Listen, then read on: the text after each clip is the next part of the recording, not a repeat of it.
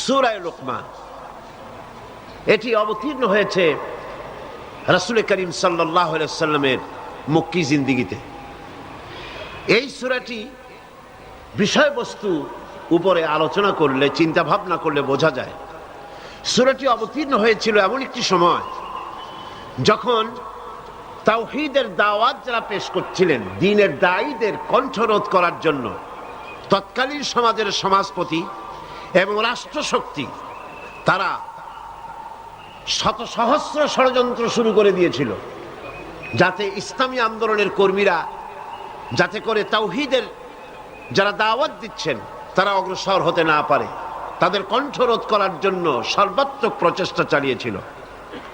ইসলামের দুশমনদের পক্ষ থেকে সর্বাত্মক ষড়যন্ত্র শুরু করা হয়েছিল, কিন্তু তখনও বিরোধিতা 16 কলায় পরিপূর্ণ হয় নাই, শুরু করেছে কেবল, যাতে করে রাসূল করিম সাল্লাল্লাহু আলাইহি ওয়াসাল্লামের এই দ্বীনের দাওয়াত চতুর্দিকে পৌঁছতে না পারে, কোরআনের আওয়াজ যাতে লোকেদের কানে না যায়, সেই ষড়যন্ত্রটা শুরু হয়ে গেল। এবং যারা নাকি শিরক মুক্ত হয়ে তাওহীদের দিকে আকৃষ্ট হচ্ছিল, সেই সব যুবকদেরকে শিরক করার জন্য বাধ্য করা হচ্ছিল, যাতে করে তারা শিরক মুক্ত না হতে পারে।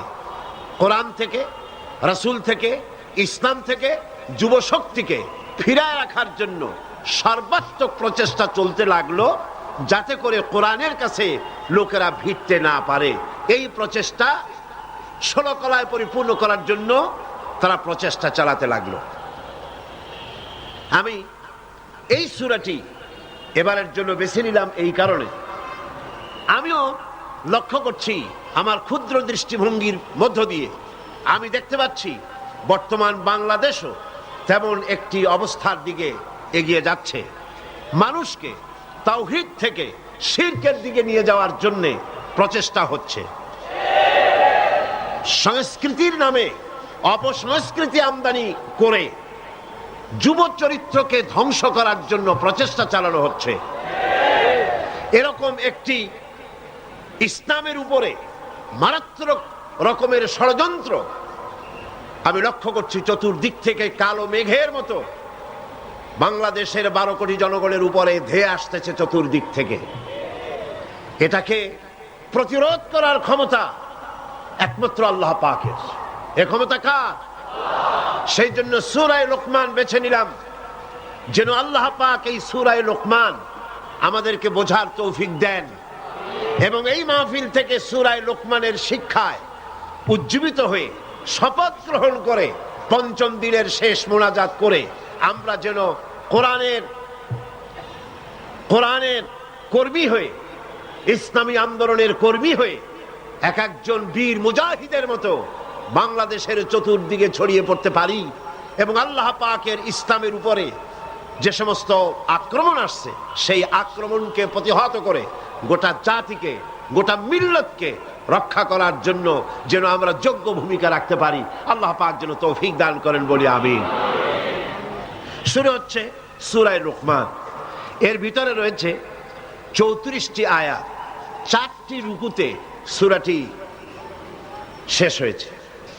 আল্লাহ পাক বলছেন, আলিফ লাম মিম। এটি হচ্ছে হুরুফে মুকাত্তাত, বিচ্ছিন্ন অক্ষর।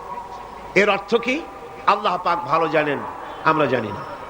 কোরআন শরীফ হচ্ছে মহাবিশ্বের মহাবিস্ময়, সুবহানাল্লাহ বলেন। মহাবিশ্বের কি বলেন? মহাবিস্ময়। কোরআন গোটা পৃথিবীর মানুষের মুখে তালা লাগিয়ে দিয়েছে। কোরআনের ব্যাপারে কেউ উচ্চবাচ্য করার ক্ষমতা নাই। এই বিচ্ছিন্ন অক্ষরের অর্থ কি? গোটা পৃথিবী একত্রিত হয়ে যদি চেষ্টা চালায় তাহলে এর রহস্য উদ্ঘাটন করতে পারবে না। এবং আমাদেরও জানার দরকার নাই যে এর মধ্যে আছে কি। এই বিচ্ছিন্ন অক্ষরগুলি আল্লাহ পাক ভালো জানেন এবং যার প্রতি তিনি অবতীর্ণ করেছেন তিনি জানেন। আমাদের শরীয়তের কোনো ব্যাপার এর মধ্যে আল্লাহ পাক রাখেন নাই যা আমাদের জন্য যারা জানা জরুরত আছে বা দরকার আছে। বলা হচ্ছে, আল্লাহ পাক বলছেন, তিলকা আয়াতুল কিতাবিল হাকিম।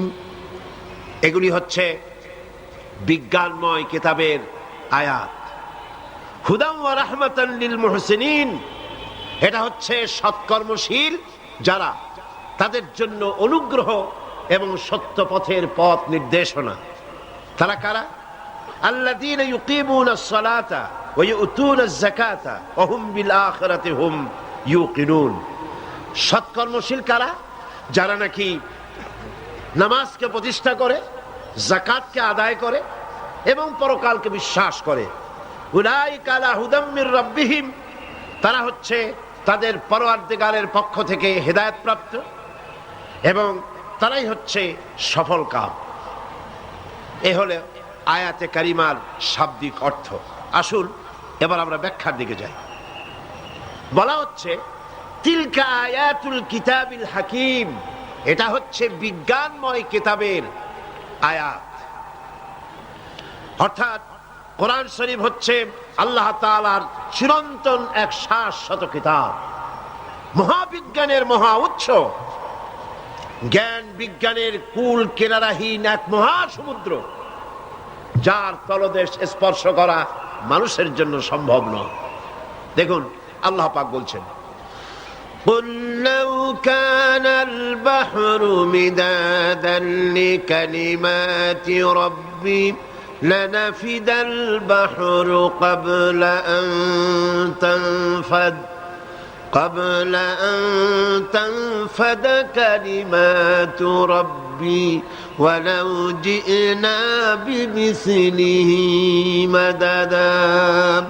এসেছে দুনিয়ার সংবিধান পরিবর্তন করা লাগে এই কারণে, যেহেতু কোরআন সংবিধান যারা তৈরি করে তাদের সামনে থাকে ভবিষ্যৎ, আর ভবিষ্যৎ তারা জানে না, আন্দাজ করে চিন্তা করে তারা বানায়। আর কোরআন যিনি সৃষ্টি করেছেন, কোরআন যার কথা, তার কাছে অতীত কাল ভবিষ্যৎ কাল বলে কোনো কাল নাই, সকল কালটাই কি বর্তমান। চিল্লায় কোন কি? সকল কালটাই বর্তমান। সেই জন্য কোরআনের কোনো পরিবর্তন নাই। কোরআন যেমনটি ছিল তেমনটি আছে, ভবিষ্যতেও তেমন থাকবে। এটা হচ্ছে মাসাবিহুল হুদা, এটা হচ্ছে হেদায়েতের মশাল, এটা হচ্ছে মানারিল হিকমা, আর বিজ্ঞানের সুউচ্চ মিনার। বিজ্ঞানের আবিষ্কার দেখে পাগল হওয়ার কিছুই নাই। বিজ্ঞানের মূল উৎসই হচ্ছে কোরআন, আর হেদায়েত পেতে হলে কোরআন ছাড়া হেদায়েতের অন্য কোনো কিতাব নাই। মানুষ ভালো বানাবার জন্য কোরআন ছাড়া কোনো কিতাব হতে পারবে না। দেখেন হযরত ওমর রাদিয়াল্লাহু তাআলা আনহু কত বড় জাহিল হলে পরে আল্লাহর নবী হত্যা করতে আসতে পারে, কতখানি জাহালাত তার ভিতরে কাজ করলে পরে আল্লাহর নবী হত্যা করার জন্য আসতে পারে।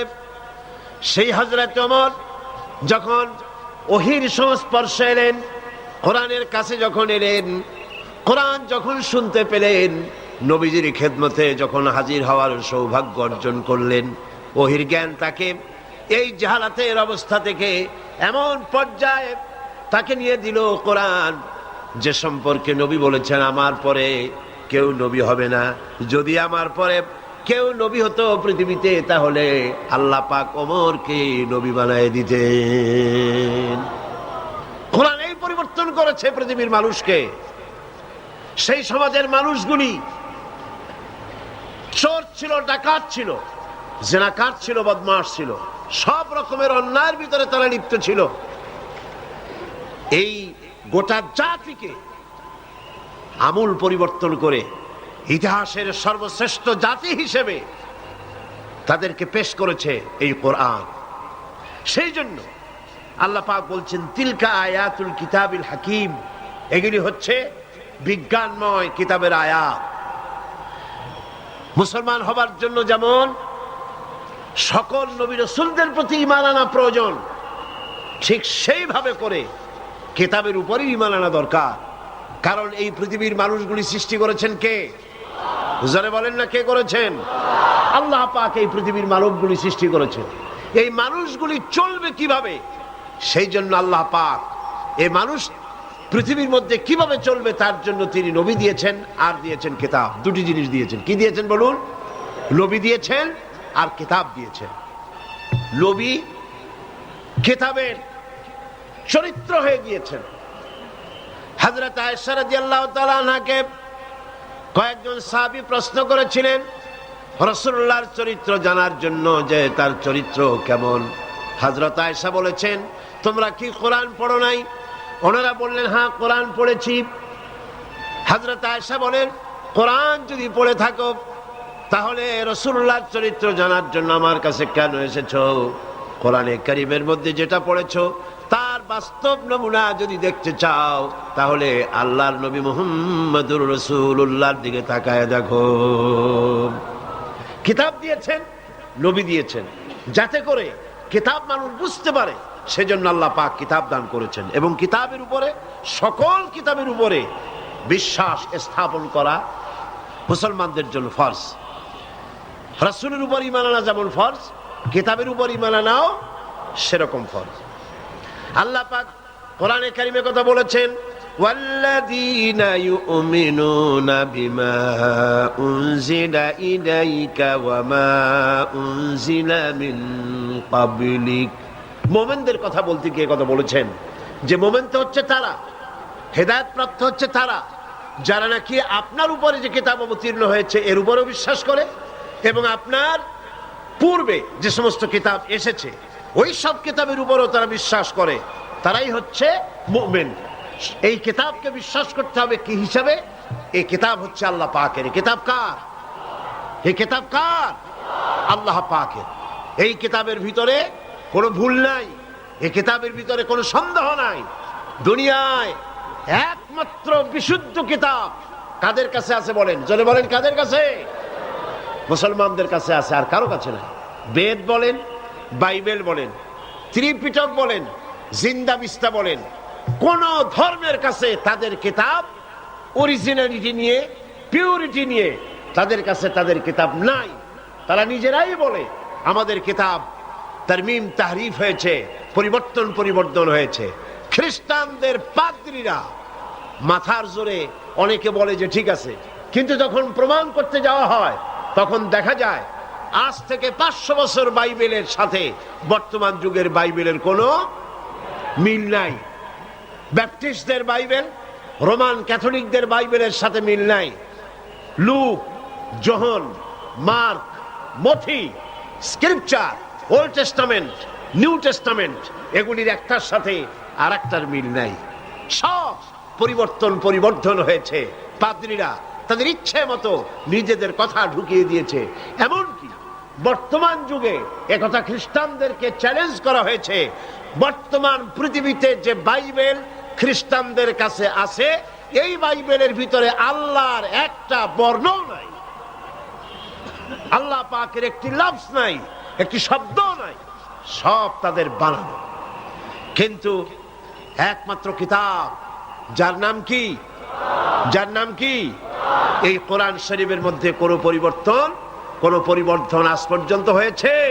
হয় নাই। না হওয়ার কারণ কি?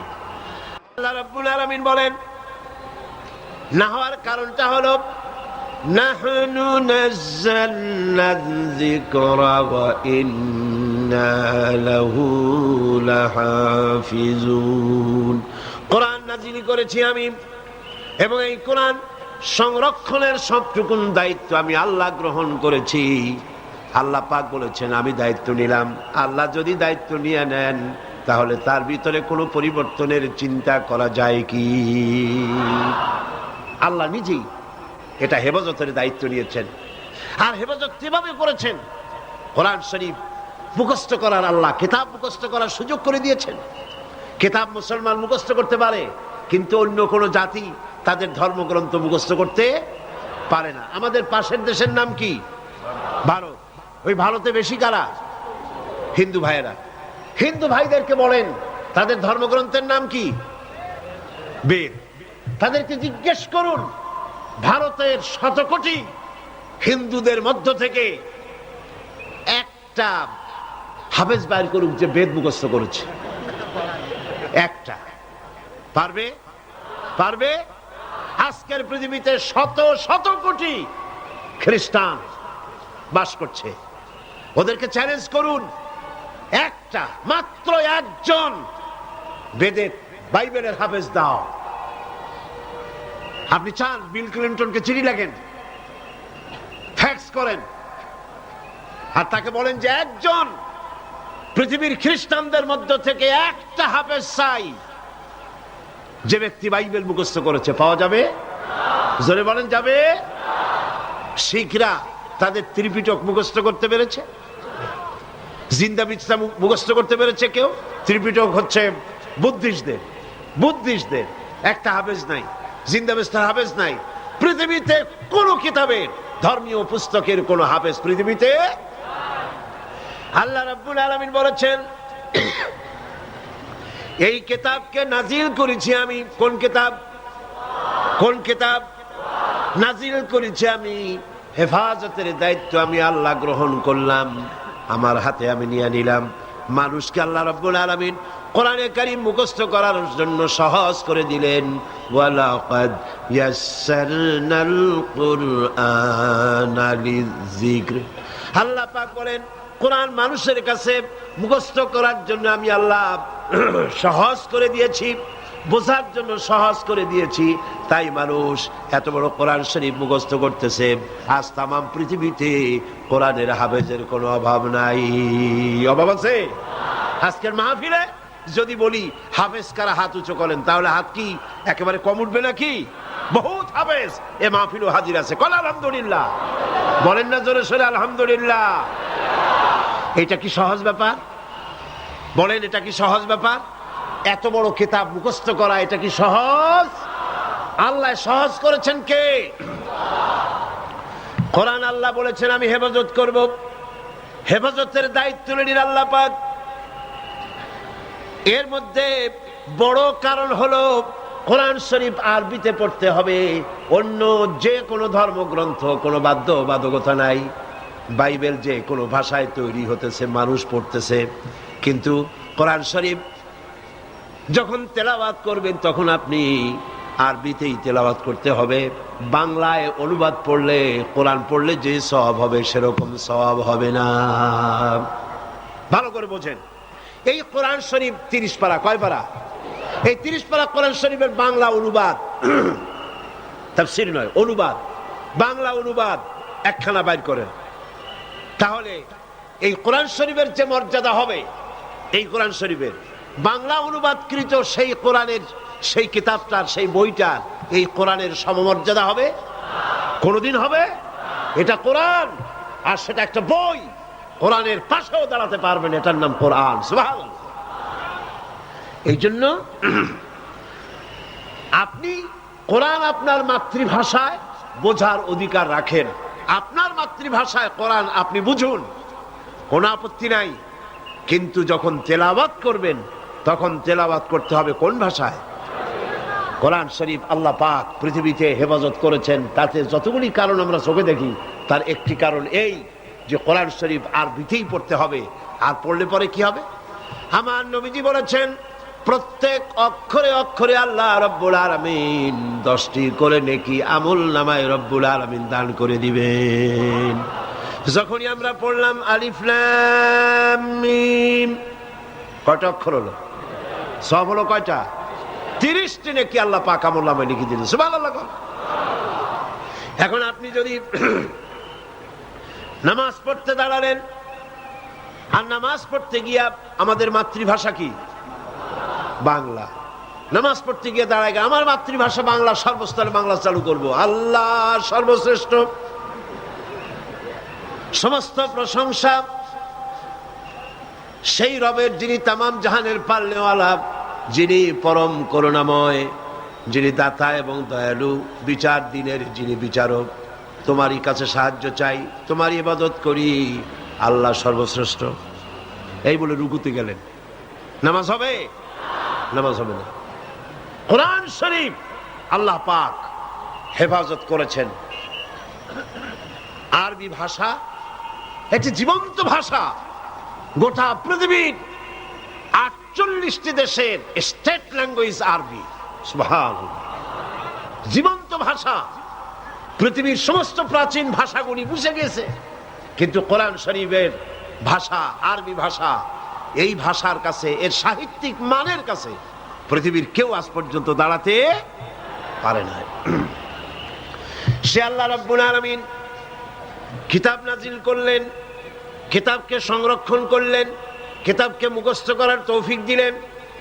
কেন দিলেন সেই কথা আল্লাহ পাক কোরআনে কারীমের ভিতরে অন্যত্র বলছেন, লাকাদ আরসালনা রুসুলানা বিল বাইয়িনাতি ওয়া আনজালনা মাআহুমুল কিতাবা ওয়াল মিজানা লিয়াকুমান নাসু বিল কিসত।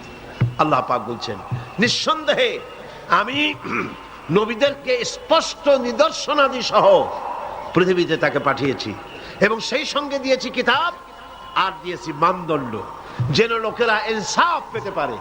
এই জন্য নবীদেরকে পাঠিয়েছি। আর নবীদের সাথে তিনটা জিনিস দিয়েছি। বলুন কয়টা? তিনটে জিনিস দিয়েছি নবীদের সাথে। কি কি? একটা দিলাম বাইয়িনাত, নিদর্শন। নবীদের কপালে লেখা থাকে না যে উনি নবী, পিঠে লেখা থাকে না যে উনি নবী। নবীর কাছে কি থাকে? বাইয়িনাত। বলেন কি থাকে? স্পষ্ট নিদর্শন। নবী দেখলেই বোঝা যায় নবী। কি দিয়া? তার আচরণ, তার চলাফেরা, তার চরিত্র, তার ওঠা বসা, তার ব্যবহার, তার বিহেভ, মানুষের সঙ্গে তার আচরণ ইত্যাদির মধ্য দিয়ে বিকশিত হয়, প্রস্ফুটিত হয়, বোঝাই যায় যিনি আল্লাহর নবী। সুবহানাল্লাহ। সূর্য উঠলে বলে দিতে হয় না এটা সূর্য, বলতে হয়? বলা লাগে না। নবীদেরকে এভাবে করে জিবরাইল আইসা হাত ধরে বলে যায় নাই কোন জাতির কাছে, এই একজন নবী তোমাদের দিয়ে দিলাম, এরকম বলা লাগে নাই। নবীদের কাছে আল্লাহ পাক বলছেন তিনটি জিনিস দিয়েছি। একটা হচ্ছে তাদেরকে বাইয়িনাত দিয়েছি, আর দিয়েছি তাদেরকে কিতাব। এই কিতাব দিয়ে গোটা জাতিকে সঠিক পথে পরিচালিত করার জন্য দিয়েছি কিতাব। আর দিয়েছি মিজান, সেই মিজান দিয়েছি মানদণ্ড। মিজান মানে কি? বলেন বাংলা কি? মিজানের বাংলা কি? দাড়ি পাল্লা। এই দাড়ি পাল্লা হচ্ছে ইনসাফের প্রতীক। কিসত আরবিতে বলা হয়। আল্লাহ পাক বলছেন মিজান দিছি কেন? মিজান দেওয়া হয়েছে লিয়াকুমান নাসু বিল কিসত। কিসত শব্দের অর্থ বাংলায় করা আমার কাছে অসম্ভব বলে মনে হয়।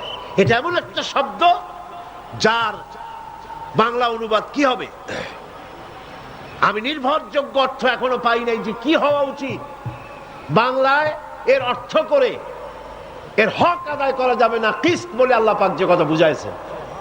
জাস্টিস ইংরেজিতে বলা হয় জাস্টিস, সুবিচার। অর্থাৎ কে কতটুকু হক পাইতে পারে সেই জিনিসটা বোঝাবার জন্য আল্লাহ কিসত ব্যবহার করেছেন। সন্তানের হক একরকম, সন্তানের প্রতি অ্যাফেকশন, স্নেহ এক প্রকারের, ভাইয়ের প্রতি স্নেহ আর এক রকমের, মায়ের প্রতি ভক্তি এক রকমের, স্ত্রীর প্রতি ভালোবাসা আর এক রকমের, প্রতিবেশীর প্রতি ভালোবাসা আর এক রকমের, প্রজাপুঞ্জের প্রতি ভালোবাসা আর এক রকমের। প্রত্যেকেরই আলাদা আলাদা হক রয়েছে। সেই হক আদায় করার জন্য আল্লাহ পাক বলেন নবীকে মিজান দিয়েছি, মানদণ্ড দিয়েছি। কি করে? ইনসাফ প্রতিষ্ঠা করতে হবে, সেজন্যই নবীকে পাঠাইছে পৃথিবীর মডেল করে। সুবহানাল্লাহ। পৃথিবীতে কোন রাষ্ট্রপ্রধান মডেল নয়, কোন রাষ্ট্রপ্রধান এই আদর্শ দেখাইতে পারে নাই। সকলেই যার যার আখের গোছাবার কাজে ব্যস্ত। কথা ঠিক কিনা? প্রত্যেকেই যার যার আখের গোছাবার কাজে ব্যস্ত। অন্তত আমাদের বাংলাদেশে যত দল এ পর্যন্ত ক্ষমতায় আসছে, জাতির ভাগ্য বদলাইতে পারুক আর না পারুক, নিজেদের ভাগ্য বদলাইতে পারে নাই এই কথা দুশ্মনেরাও বলতে পারবে না। এমন বদনাম কেউ করতে পারবে না সরকারের যে ক্ষমতায় থাকলে আর ভাগ্য বদলাও নাই, তোমরা কি মানুষ? এরকম বলতে পারবে কেউ? এইভাবে করে তারা নিজেদের ভাগ্যকে বদলাইছে। হক আদায় করে নাই জাতির, হক আদায় করেছে নবীরা। কারা করেছে? কন। এই জন্য বিশ্বাস করুন, এই পৃথিবীতে শ্রেষ্ঠ সন্তান, এই পৃথিবীর শ্রেষ্ঠ মানুষ কারা? জোরে কন। নবীরা। এত আস্তে কইলেন কেন?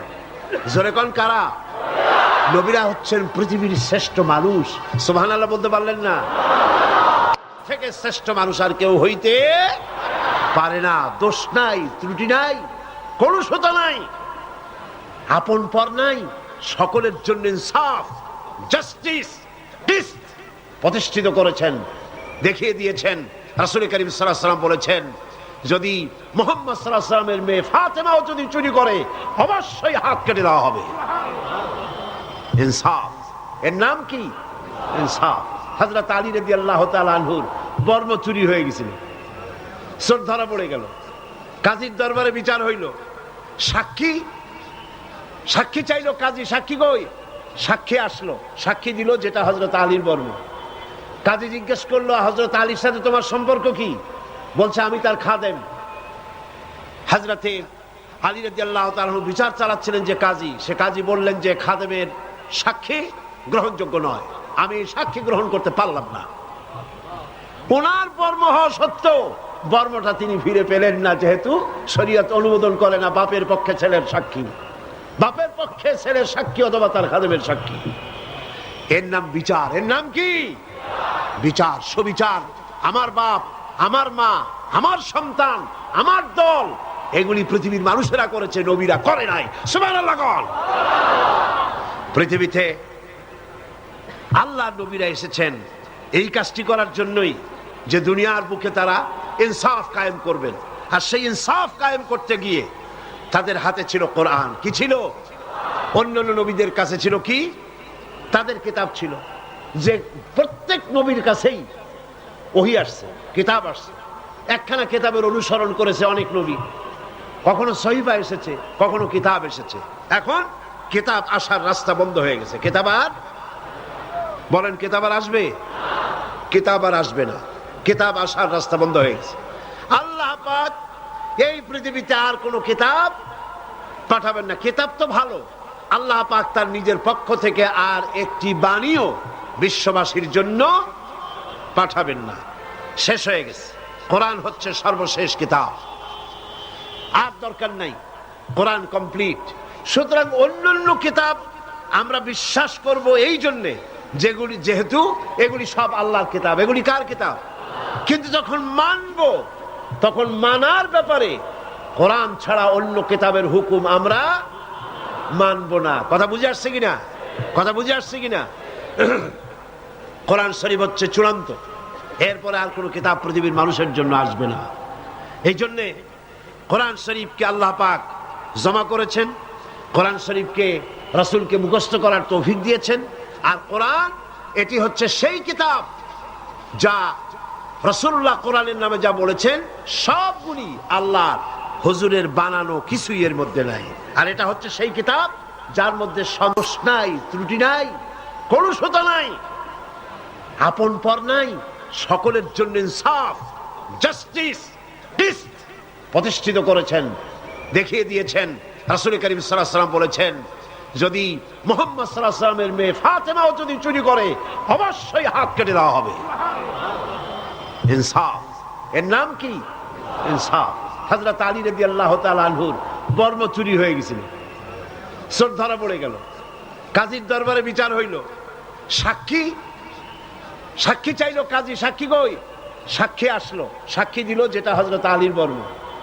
কাজী জিজ্ঞেস করলো, হযরত আলীর সাথে তোমার সম্পর্ক কি? বলছে আমি তার খাদেম। হযরতে আলী রাদিয়াল্লাহু তাআলা আনহু বিচার চালাচ্ছিলেন যে কাজী, সে কাজী বললেন যে খাদেমের সাক্ষী গ্রহণযোগ্য নয়, আমি সাক্ষী গ্রহণ করতে পারলাম না।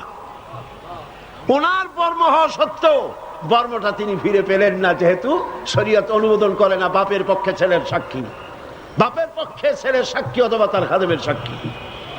এর নাম বিচার। এর নাম কি? বিচার, সুবিচার। আমার বাপ, আমার মা, আমার সন্তান, আমার দল, এগুলি পৃথিবীর মানুষেরা করেছে, নবীরা করে নাই। সুবহানাল্লাহ। পৃথিবীতে আল্লাহর নবীরা এসেছেন এই কাজটি করার জন্যই, যে দুনিয়ার বুকে তারা ইনসাফ কায়েম করবেন। আর সেই ইনসাফ কায়েম করতে গিয়ে তাদের হাতে ছিল কোরআন। কি ছিল? অন্যান্য নবীদের কাছে ছিল কি? তাদের কিতাব ছিল, যে প্রত্যেক নবীর কাছেই ওহী আসছে, কিতাব আসছে। একখানা কিতাবের অনুসরণ করেছে অনেক নবী, কখনো সহিফা এসেছে, কখনো কিতাব এসেছে। এখন কিতাব আসার রাস্তা বন্ধ হয়ে গেছে। কিতাব আর বলেন, কিতাব আর আসবে? কিতাব আর আসবে না, কিতাব আসার রাস্তা বন্ধ হয়ে গেছে। আল্লাহ পাক এই পৃথিবীতে আর কোনো কিতাব পাঠাবেন না। কিতাব তো ভালো, আল্লাহ পাক তার নিজের পক্ষ থেকে আর একটি বাণীও বিশ্ববাসীর জন্য পাঠাবেন না, শেষ হয়ে গেছে। কোরআন হচ্ছে সর্বশেষ কিতাব, আর দরকার নাই, কোরআন কমপ্লিট। সুতরাং অন্যান্য কিতাব আমরা বিশ্বাস করব এই জন্যে যেগুলি, যেহেতু এগুলি সব আল্লাহর কিতাব, এগুলি কার কিতাব? কিন্তু যখন মানব, তখন মানার ব্যাপারে কোরআন ছাড়া অন্য কিতাবের হুকুম আমরা মানব না। কথা বুঝে আসছে কিনা? কথা বুঝে আসছে কিনা? কোরআন শরীফ হচ্ছে চূড়ান্ত, এরপরে আর কোনো কিতাব পৃথিবীর মানুষের জন্য আসবে না। এই জন্যে কোরআন শরীফকে আল্লাহ পাক জমা করেছেন, কোরআন শরীফকে রাসূলকে মুখস্থ করার তৌফিক দিয়েছেন। আর কোরআন এটি হচ্ছে সেই কিতাব যা রাসূলুল্লাহ কোরআনের নামে যা বলেছেন সবগুলি আল্লাহর, হুজুরের বানানো কিছুই এর মধ্যে নাই। আর এটা হচ্ছে সেই কিতাব যার মধ্যে সন্দেহের কোনো অবকাশ নাই। যালিকাল কিতাব লা রাইবা ফি, এটা হচ্ছে সেই কিতাব যার মধ্যে কোনো সন্দেহ নাই। আমার বন্ধুগণ, আল্লাহ রাব্বুল আলামিন বলেন, ওয়া মা ইয়ানতিকু আনিল হাওয়া ইন হুয়া ইল্লা ওয়াহয়ুন ইউহা। নবী কোরআনের নামে যে কথাগুলি বলেছেন, তিনি যা বলেন, আমি যা বলতে বলি, সেই ওহী তোমাদের সামনে তিনি পেশ করেন। নিজের থেকে বানিয়ে তিনি কোনো কথা তোমাদেরকে বলেন না। যদি তিনি নিজের থেকে কোনো কথা যদি বানাতেন, ওয়ালাউ তাকাওয়ালা আলাইনা বা'দাল আকাবির লাআখাযনা মিনহু বিল ইয়ামিন। আমার নবী যদি নিজের থেকে বানিয়ে কোনো কথা যদি কিতাবের ভিতরে, কোরআনের ভিতরে আমার নামে যদি ঢুকিয়ে দিতেন, আমি আমার নবীর ডান হাতকে চেপে ধরতাম আর আমি তার কণ্ঠ নালীকে কেটে ফেলে দিতাম। আমি তার ডান হাত চেপে ধরতাম, তার কণ্ঠ নালী কেটে ফেলে দিতাম। সুবহানাল্লাহ কইলেন না? তাহলে কি বোঝেন? এর মধ্যে রাসূলুল্লাহর কথা আছে? নাই। এর ভেতরে আল্লাহ পাক বলছেন, উপর থেকে, নিচের থেকে, ডানের থেকে, বাঁ থেকে বাতিলের, শয়তানের প্রবেশের কোনো অধিকার নাই। যদি থাকতো এতদিনে কোরআন শরীফ নকল হইয়া যাইতো, ঠিক কিনা গণ? বলেন সত্য কিনা? দুনিয়ার এত কিছু নকল হয়, এত কিছু উল্টাপাল্টা হয়, কোরআন শরীফ উল্টাপাল্টা হয় না কেন? এই কথা কি মাথার মধ্যে ঢোকে কখন আপনাদের?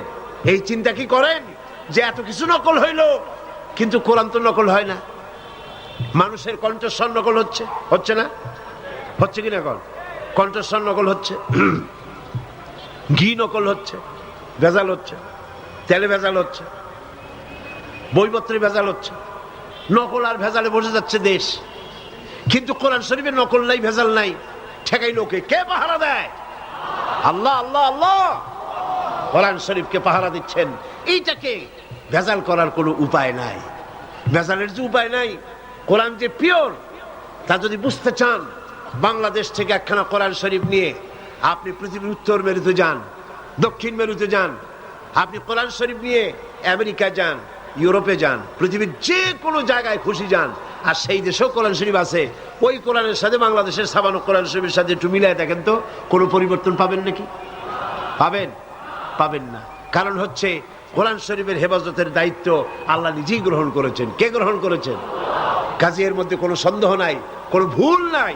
এই কোরআন আল্লাহ পাক পৃথিবীর বুকে দিয়েছেন, এই কিতাব দিয়েছেন এই কারণে যেন এই কিতাব দিয়ে গোটা জাতি তৈরি হয়ে যায়, মানুষ যেন তৈরি হতে পারে। দেখেন আমার সামনে একটা মাইক আছে, এই মাইকটা কে তৈরি করেছে?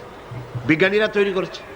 এই মাইক যখন কেনা হয়েছে তখন এই মাইকের সাথে একটা ক্যাটালগ দেওয়া হয়েছে, একটা গাইড বুক দেওয়া হয়েছে, তাতে লেখা আছে এটা অপারেট কিভাবে হবে। আপনি যখন একটা ঘড়ি কিনবেন, সেই ঘড়িটাও দেখবেন একটা ছোট্ট বই পাওয়া যায়, ওতে লেখা আছে এই ঘড়িটা কিভাবে তৈরি হয়েছে এবং এটাকে কিভাবে ব্যবহার করবে।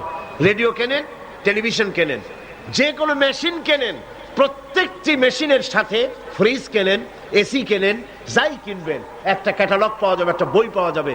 ওই বইয়ের মধ্যে লেখা আছে এটা ব্যবহারের পদ্ধতি কি। ওই পদ্ধতি অনুসরণ না করলে আপনার এই মেশিনটি ভালো থাকবে না এবং প্রপার পারপাস সার্ভ করবে না। কথা বুঝে আসছে? কথা বুঝে আসছে? তাহলে ছোট্ট একটা মাইক যে তৈরি করেছে, এই যে টেলিভিশন ক্যামেরা, কি বলে ভিডিও ক্যামেরা, এই ভিডিও ক্যামেরা যারা তৈরি করেছে তারা এর সাথে একটা বই দিয়ে দিছে না? আরে ভাই কথা বুঝেন কিনা? সেই বই অনুযায়ী যদি না চালাই, আন্দাজে যদি চালায়, তারা চলবে? বরং সর্বনাশ হবে, ঠিক কিনা?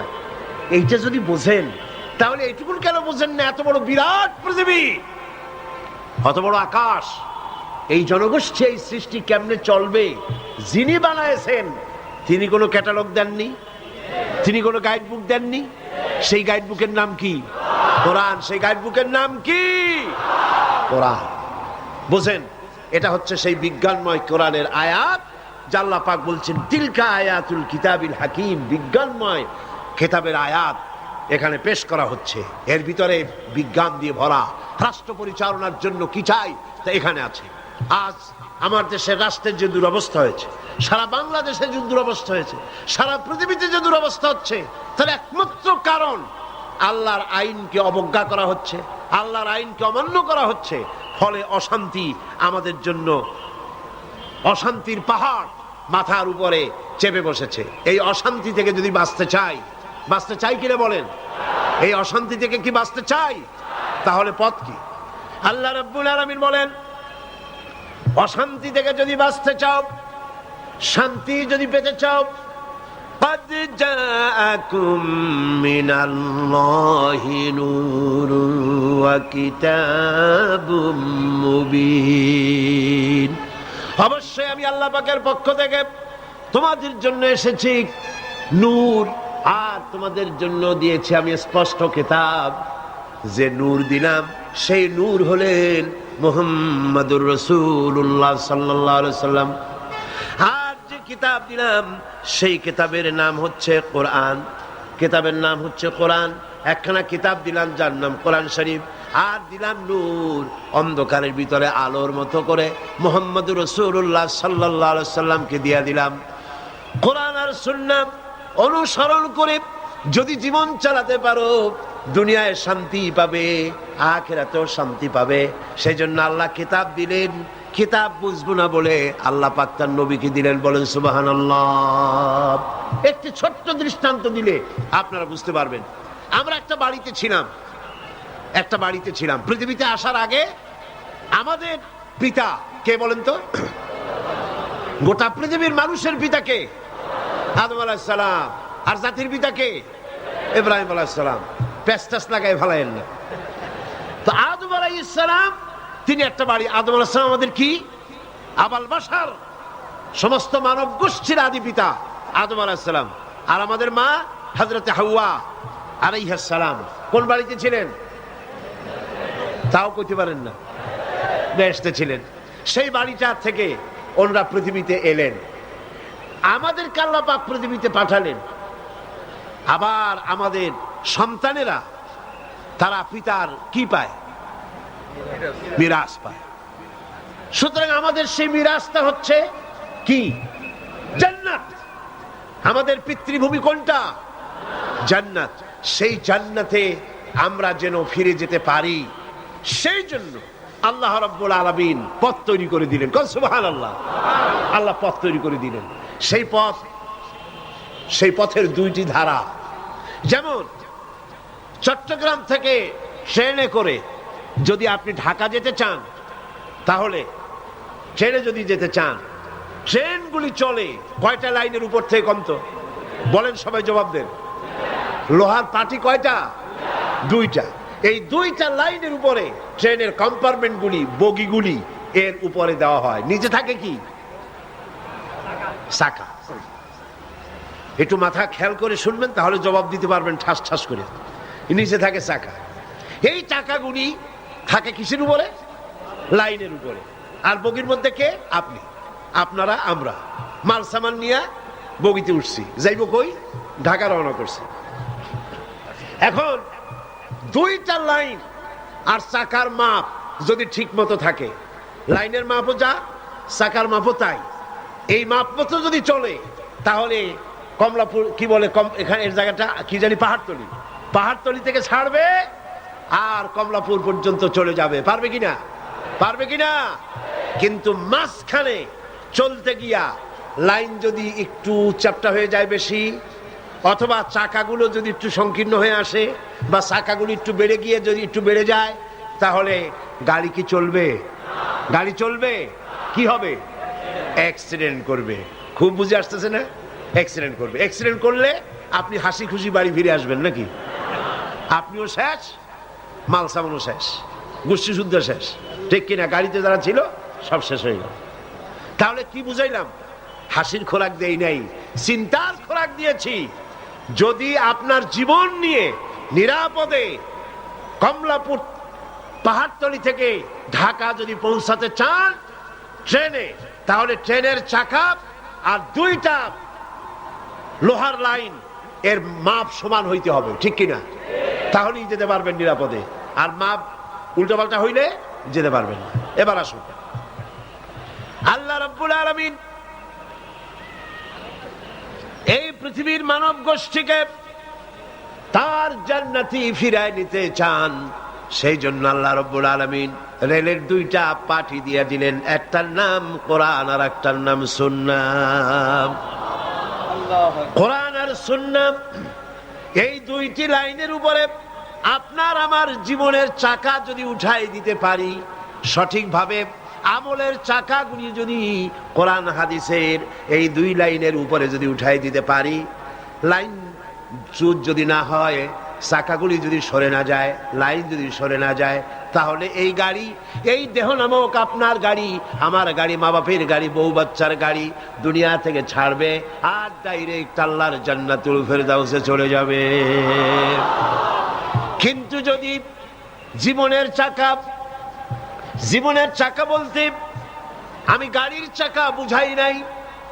গাড়ি চলতে যেমন চাকা লাগে, জীবন চালাতে গেলেও চাকা লাগে। সেই চাকাগুলি কি?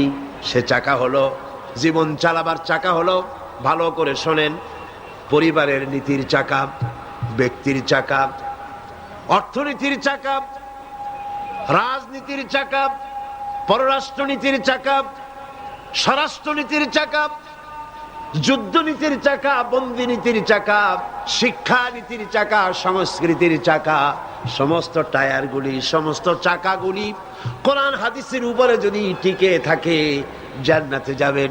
কিন্তু অর্থনীতির চাকা যদি আমেরিকার দিকে দৌড় দেয়, গণতন্ত্রের চাকা যদি আপনার ব্রিটেনের দিকে দৌড় দেয়, সংস্কৃতির চাকা যদি ভারতের দিকে দৌড় দেয়, তাহলে বলেন আপনার এই জীবন গাড়ি জান্নাতে যাবে নাকি? কোথায় যাবে? জাহান্নাম। এ কথা বোঝা কঠিন না সহজ? কঠিন না সহজ? সুতরাং এই জীবনের চাকা, জীবনের সমস্ত চাকাগুলি, অর্থনীতি, সমাজনীতি, রাজনীতি বলতে যা আপনি আমি বুঝি, সমস্ত চাকাগুলি জীবন চালাবার জন্য যা প্রয়োজন সবগুলিকে কোরআন হাদিস এর উপরে আমল করে যদি জীবন চালাই, তাহলে তাহলে একদিন বিশ্ব জোড়া খ্যাতি অর্জন করেছিলাম। পৃথিবীতে আমার নাম ছিল, সুনাম ছিল। আমার মানে কি সাইদিন? আমার মানে কি সাইদিন? না, মুসলমানদের। জোরে বলেন কাদের? বিশ্ব জোড়া খ্যাতি ছিল আপনার আমার মুসলিম উম্মাহ। এই পৃথিবীর অর্ধেকটা পৃথিবী শাসন করেছে যে মুসলিম উম্মাহ ইনসাফের ভিত্তিতে, ন্যায়ের ভিত্তিতে কোরআন এবং হাদিস দিয়ে দেশ শাসন করেছে, পৃথিবী পরিচালনা করেছে। আবার সেই সৌভাগ্য ফিরে আসতে পারে যদি কোরআন থেকে বীরত্বের সবক নেই, যদি ন্যায় বিচারের সবক নেই, যদি কোরআন হাদিসের সবক আবার গ্রহণ করি। কবি বলছেন, সবক পড় ফির সদাকত কা, আদালত কা, শাজাত কা, লিয়া জায়েগা কাম তুঝসে দুনিয়া কি ইমামত কা। আবার সবক নাও, কোরআন থেকে শিক্ষা গ্রহণ করো, হাদিস থেকে শিক্ষা গ্রহণ করো, তাহলে আবার দুনিয়ার নেতৃত্ব তোমার হাতে ফিরে আসবে। সুবহানাল্লাহ। দুনিয়া তুমি চালাবা।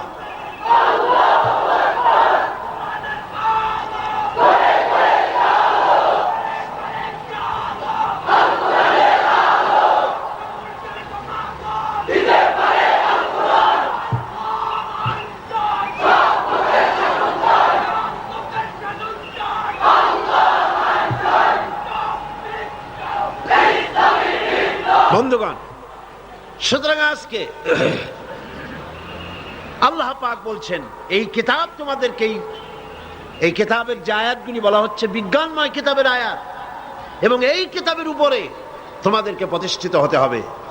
হুদান ওয়া রাহমাতান লিল মুহসিনিন, এই কিতাব হচ্ছে পথ নির্দেশনা, অনুগ্রহ। কোরআন কার অনুগ্রহ? আল্লাহ। সবাই চিল্লায় এখন কার? কোরআন হচ্ছে অনুগ্রহ, আল্লাহর রহমত। সুবহানাল্লাহ। এটা হচ্ছে অনুগ্রহ, এটি হচ্ছে রহমত, এটা হচ্ছে হিদায়াত। কাদের জন্য? লিল মুহসিনিন, যারা নাকি মুহসিন, সৎকর্মশীল। এখন সৎকর্মশীল কারা, তার একটি ব্যাখ্যা আসতেছে। সৎকর্মশীল হচ্ছে আল্লাযীনা ইউকিমুনাস সালাতা ওয়া ইউতুনাজ যাকাতা ওয়া হুম বিল আখিরাতি হুম ইউকিনুন। সৎকর্মশীল হচ্ছে ওই সমস্ত মানুষেরা যারা নাকি নামাজ প্রতিষ্ঠা করে, যাকাত আদায় করে এবং পরকালে বিশ্বাস করে, তারাই হচ্ছে সৎকর্মশীল। উলাইকা আলা হুদাম মির রাব্বিহিম ওয়া উলাইকা হুমুল মুফলিহুন। এরাই হচ্ছে তার পরওয়ারদিগারের পক্ষ থেকে, তার রবের পক্ষ থেকে হেদায়েত প্রাপ্ত, এবং এরাই হচ্ছে সফল কাম। এটার অর্থ হচ্ছে এই না, এটা দিয়ে কথা বোঝানো হয় নাই যে সৎকর্মশীল হওয়ার জন্য তিনটা কাম করলেই সারবে। কয়টা কাম? তিনটা। নামাজ, যাকাত আর পরকালে বিশ্বাস। এই তিনটা কাজ করলেই সৎকর্মশীল হবেন, কথাটি কিন্তু এমন নয়। এটার একটি ব্যাখ্যা আছে। সে ব্যাখ্যাটা হচ্ছে মুহসিনিন, সৎকর্মশীল, তাদের জন্য আল্লাহ পাক তিনটা মৌলিক গুণ দান করেছেন। তিনটি মৌলিক উপাদান তাদের মধ্যে থাকতে হবে। সৎকর্মশীলদের জন্য তিনটি গুরুত্বপূর্ণ গুণাবলী তার মধ্যে থাকতে হবে। তার একটি হচ্ছে নামাজ। এই নামাজ মানুষকে সৎকর্মশীল হবার জন্য প্রেরণা যোগায়। আল্লাহর হুকুম মেনে চলা, আল্লাহর ভয় ভীত থাকার জন্য একটা স্থায়ী অভ্যাসে পরিণত হয়ে যায়। নামাজ তাকে আল্লাহর হুকুম মানার জন্য স্থায়ী অভ্যাস বানায়। তার মানে 5 ওয়াক্ত নামাজে প্রতিদিন 5 ওয়াক্ত নামাজে হাজির হওয়ার অর্থই হলো আল্লাহ পাকের হুকুমের প্রতি আনুগত্যের মস্তককে অবনত করে আপনি দিচ্ছেন। বলেন সুবহানাল্লাহ। এই গুণ যদি আপনার মধ্যে থাকে, আপনি সৎকর্মশীল হতে পারবেন যদি আপনার মধ্যে নামাজ থাকে। আর যাকাত, এটা হচ্ছে তাদের মধ্যে সৎকর্মশীল ওই সব ব্যক্তি যারা যাকাত আদায় করে, মানে আত্মত্যাগের প্রবণতা তাদের মধ্যে থাকবে, আত্মকেন্দ্রিক হবে না, পার্থিব সম্পদের মোহ তাদের মধ্যে থাকবে না, বরং এগুলি তারা ছড়িয়ে দেবে যারা নিডি পিপুল, যারা পুয়ার পিপুল, জনগণের কাছে, গরিবদের কাছে এই সম্পদ তারা পৌঁছে দেবে। আর তৃতীয়, তারা আখেরাতে বিশ্বাসী হবে। আখেরাতের বিশ্বাসটাই তাদের মধ্যে দায়িত্ববোধের সৃষ্টি করবে। আখেরাতের বিশ্বাস ছাড়া দায়িত্ববোধের সৃষ্টি হয় না। কথা বুঝে আসে?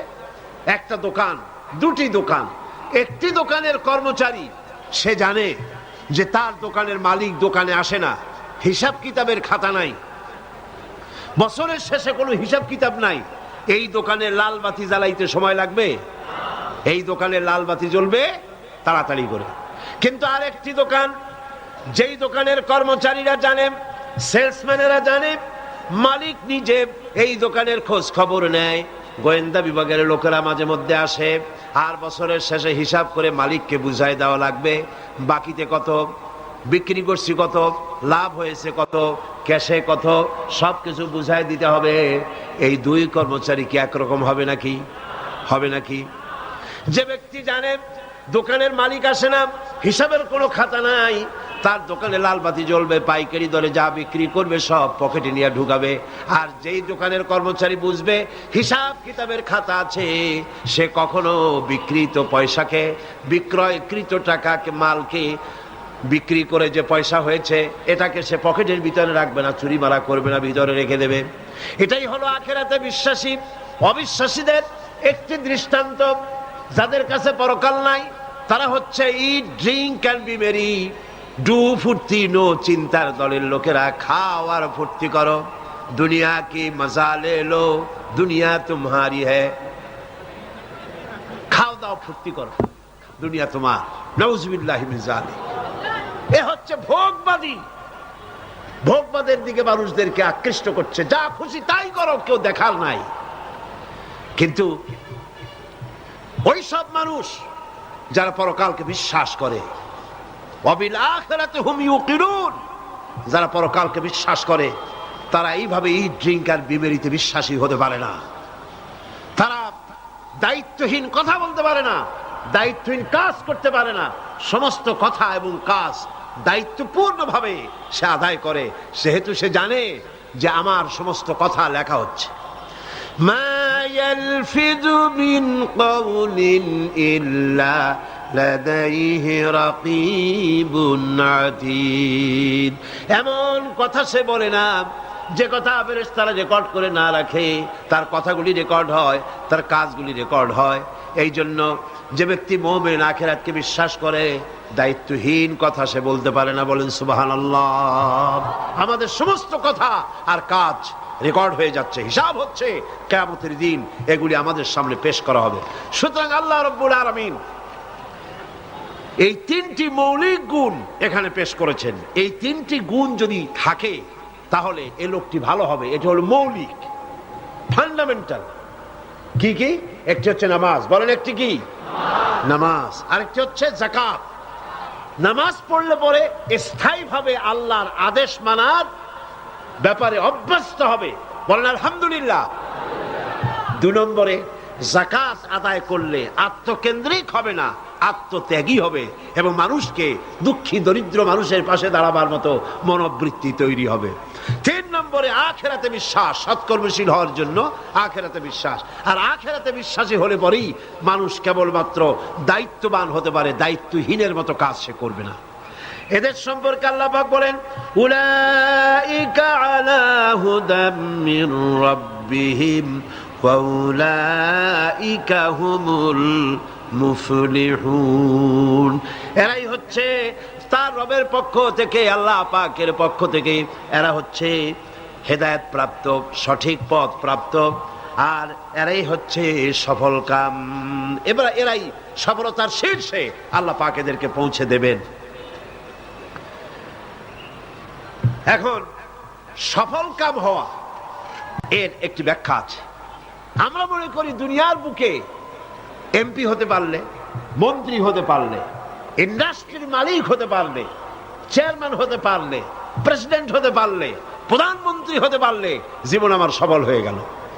বাড়ি আছে, গাড়ি আছে, জীবন সফল হয়ে গেছে।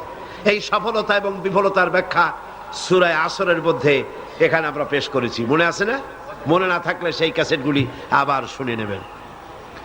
কিন্তু সফলতা, এবং ব্যর্থতা দুনিয়ার চৌহদ্দির ভিতরে সীমাবদ্ধ, এটা মনে করলে মারাত্মক ভুল করা হবে। দুনিয়ার এই চৌহদ্দির ভিতরে সফলতার বিফলতার মানদণ্ড সীমাবদ্ধ নয়, বরং আমাদের আরেকটা জীবন আছে। যারা পরকালের জীবনকে বিশ্বাস করে না, তারা দুনিয়ার সফলতায় বিশ্বাসী। কথা বুঝতে পেরেছেন? তারা এই পৃথিবীতে মারিং কাটিং করে সমানে খায়, সমানে মারে, যা খুশি তাই করে। আর যারা পরকালকে বিশ্বাস করে তারা এগুলি করতে পারে না। এই জন্যে জীবনের সফলতা, আসল সফলতা হবে কিয়ামতের দিন। আল্লাহ রাব্বুল আলামিন তার বান্দাকে যদি মাফ করে দেন, যদি দয়া করে জান্নাত দান করেন, এটাই হলো জীবনের সফলতা। সুবহানাল্লাহ। আল্লাহ পাক বলছেন সাফল্যের কোরআনী ধারণা ভিন্ন রকম। সূরা বাকারার প্রথম দিকেই বলা হয়েছে জীবন সফল হওয়ার জন্য কি কি করা লাগবে। الذين يؤمنون بالغيب ويقيمون الصلاة ومما رزقناهم ينفقون। জীবন যাদের সফল হবে তাদের গুণ বর্ণনা করা হচ্ছে। শোনেন, আল্লাহ পাক বলছেন যারা নাকি গায়েবকে বিশ্বাস করবে, অদৃশ্যকে বিশ্বাস করবে, আমরা বিশ্বাস করছি কিনা? আর যারা জবাব দিলেন না তারা বুঝি করেন নাই। অদৃশ্য বোঝেন তো? অদৃশ্য কি? আল্লাহ পাক। আল্লাহ পাকের দেখি না কিন্তু বিশ্বাস করি নেই। এত আস্তে করলেন কেন? বিশ্বাস করছি কিনা? অবশ্যই করেছি, হাজারবার করেছি, জীবনের বিনিময় করি। আল্লাহ পাক আছেন, ছিলেন, আছেন, থাকবেন। হুয়াল হাইয়ুল কাইয়্যুম। গায়বকে যারা বিশ্বাস করে, যারা নামাজকে প্রতিষ্ঠা করে এবং নিজের রিস্ক থেকে যা সে ইনকাম করে তার থেকে আল্লাহর রাস্তায় খরচ করে। আর কি? والذين يؤمنون بما أنزل إليك وما أنزل من قبلك وبالآخرة هم يوقنون। আর যারা আপনার প্রতি যে কিতাব অবতীর্ণ হয়েছে সেই কিতাবের উপরে বিশ্বাস করে, এর পূর্বে যত কিতাব এসেছে ওই কিতাবের উপরেও বিশ্বাস করে, ওয়াবিল আখিরাতি হুম ইউকিনুন, এবং পরকালকে বিশ্বাস করেছে যারা, তারা কি? এবার আসতেছে আসল কথাটা। উলাইকা আলা হুদাম মির রাব্বিহিম ওয়া উলাইকা হুমুল মুফলিহুন। এরাই হচ্ছে সত্য পথ, সত্য পথের উপরে রবেন তার মালিকের পক্ষ থেকে, মালিকের দেখানো পথের উপরে প্রতিষ্ঠিত, এবং এরাই সবল কাম। সুবহানাল্লাহ, এরাই সবল কাম। জীবনের সফলতা আর বিফলতার ব্যাপারে সূরা আলে ইমরানের মধ্যে বলা হয়েছে, ইয়া আইয়ুহাল্লাযীনা আমানু সুবিরু ওয়া সাবিরু ওয়া রাবিতু ওয়াত্তাকুল্লাহা লাআল্লাকুম তুফলিহুন। হে বিশ্বাসীরা, সবরের পথ অবলম্বন করো, বাতিল পন্থীদের মোকাবেলায় দৃঢ়তা অর্জন করো। জীবন সফল হওয়ার পথ দেখুন। জীবন সফল হবে কিসে? হে বিশ্বাসীরা, সবরের পথ অবলম্বন করো। মাথা গরম করো না, মাথা ঠান্ডা রাখো, সবরের পথ অবলম্বন করো। এই সবরের ব্যাখ্যাও আমরা এখানে করেছি। তারপরে বাতিল পন্থীদের মোকাবেলায় দৃঢ়তা দেখাও, এরপরে হকের পথে উঠে পড়ে লেগে যাও। আশা করা যায় তোমরা সফল কাম হবে। সুবহানাল্লাহ, আশা করা যায় তোমরা সফল হতে পারবে। সফলতার মানদণ্ড সম্পর্কে সূরা মায়েদায় বলা হয়েছে, ইয়া আইয়ুহাল্লাযীনা আমানুত্তাকুল্লাহা ওয়াবতাগু ইলাইহিল ওয়াসিলা ওয়াজাহিদু ফি সাবিলিহি লাআল্লাকুম তুফলিহুন। জীবনের সফলতা এই ব্যাখ্যা নেব কার কাছ থেকে? বলেন না কার কাছ থেকে? কোটি টাকার মালিক হলে জীবনের সফলতা আসে না। গাড়ি বাড়ি ইন্ডাস্ট্রির মালিক হলে, ক্ষমতায় গেলে জীবনের সফলতা দুনিয়ার চৌহদ্দির ভিতরে সীমাবদ্ধ নয়। ব্যাখ্যা নেব কার কাছ থেকে? ওই আল্লাহ পাক বলছেন, হে বিশ্বাসীরা, জীবন তোমার সফল হবে আল্লাহকে ভয় করো। কারে ভয় করতে হবে? রাষ্ট্রকে, পুলিশকে, আর্মিকে, প্রধানমন্ত্রীকে, প্রেসিডেন্টকে। কারে ভয় করতে হবে? জোরে চিল্লা এখন। আল্লাহ রাব্বুল আলামিনকে ভয় করো। আর আল্লাহর নৈকট্য, আল্লাহর দরবারে পৌঁছার জন্য নৈকট্য অবলম্বন করো, নৈকট্য লাভের অনুসন্ধান করো। আল্লাহর কাছে যাওয়ার জন্য নৈকট্য লাভের অনুসন্ধান করো। ওয়াবতাগু ইলাইহিল ওয়াসিলা, এর তাফসীর করা হচ্ছে আমলে সালেহ, নেক কাজ করো।